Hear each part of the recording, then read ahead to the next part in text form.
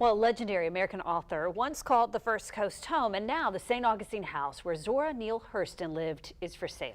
In this exclusive report tonight, our Jessica Clark reports historians would love to see it saved from demolition.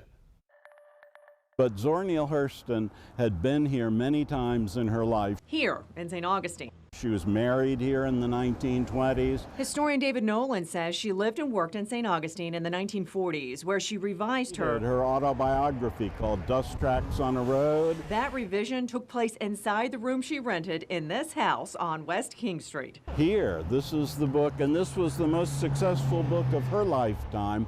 It won her an award as the best book on race relations of the year. This house, built in 1930, with a historical marker out front and Hurston's painting on the side, is now for sale for nearly $300,000. One way or another, I'm hoping that this house will be saved. Miss Pascoe was the last person to live in the house. She just passed away. She was 100 years old, and her family is now selling the property. The realtor told me the family would love to see the house preserved. This is not all of them either. Nolan and the realtor say there is some interest by private buyers in turning the house into a museum, but the house is a fixer-upper. And people who lived in it did not have millions of dollars to spend on it and everything, but the history that happened there can't be reproduced. This is one of the very few still standing places in Florida where Zora Neal Hurston lived.